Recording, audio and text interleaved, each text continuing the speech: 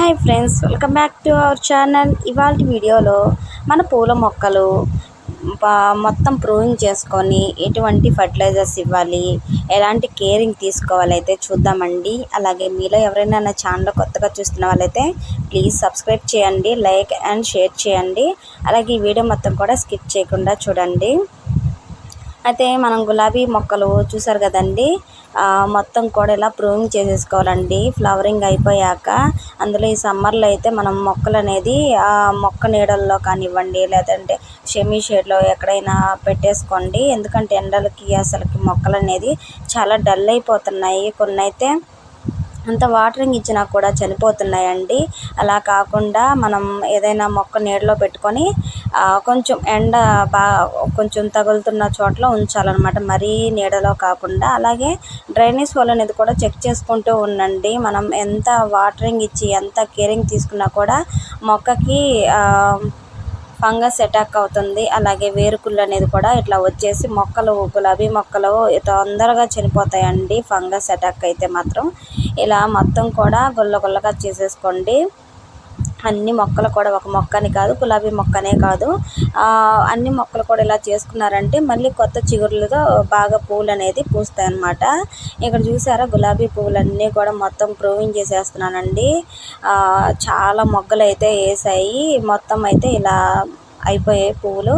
ఇక్కడ చూడండి, నేను ప్రూవింగ్ చేయకపోయినా కూడా నిదానంగా చిగుర్లు అనేది వస్తూ ఉన్నాయి కదా, ఇలా వస్తూ ఉంటాయి. అలాగే మనం తొందరగా ప్రూవింగ్ అనేది చేసామనుకోండి, ఇంకా తొందరగా చిగుళ్ళు అనేది ఫాస్ట్గా ఫామ్ అవుతాయి అన్నమాట.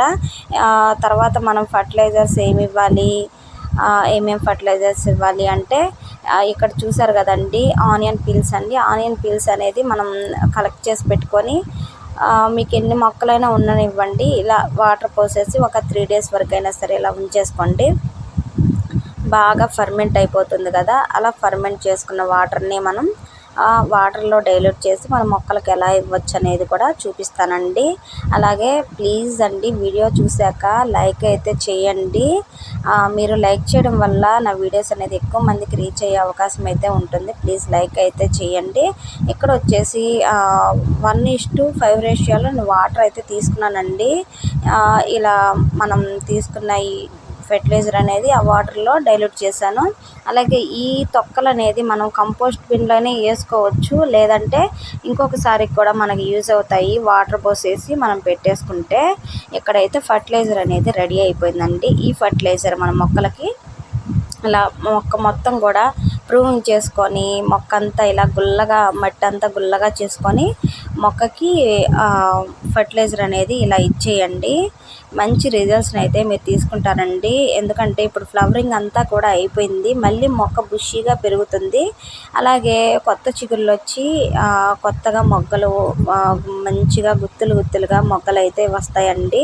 ఇలా ప్రూవింగ్ చేసుకున్న ప్రతిసారి మనం ఈ ఫర్టిలైజర్ అనేది ఇస్తూ ఉండండి. అలాగే మీకు కుదిరినప్పుడు కూడా ఈ ఫర్టిలైజర్ అనేది ఇంట్లో ఆనియన్ పీల్స్ ఉంటాయి కదా, అవి పడేయకుండా ఇలా ఫెర్టిలైజర్ చేసి ఇస్తూ ఉండండి. మంచిగా మొక్కలు అనేది హెల్తీగా ఉంటాయి, అలాగే బుషీగా వస్తాయి, మొగ్గలు కూడా విపరీతంగా వస్తాయండి. ఈ ఫర్టిలైజర్ అనేది చాలా సింపుల్. మనం రోజు కిచెన్లో పడేస్తూ ఉంటాం కదా, ఆనియన్స్ లేనిదే మనం వంట చేయం కదా. అలాంటప్పుడు మనకి ఈ ఆనియన్స్ పీల్స్ అయితే మన మొక్కలకి కూడా ఉపయోగపడతాయండి, చాలా బాగా యూజ్ అవుతాయి. అలాగే ఈ వీడియో మీకు నచ్చినట్టయితే లైక్ చేయండి, షేర్ చేయండి, సబ్స్క్రైబ్ చేయండి. ప్లీజ్ సపోర్ట్ చేయండి.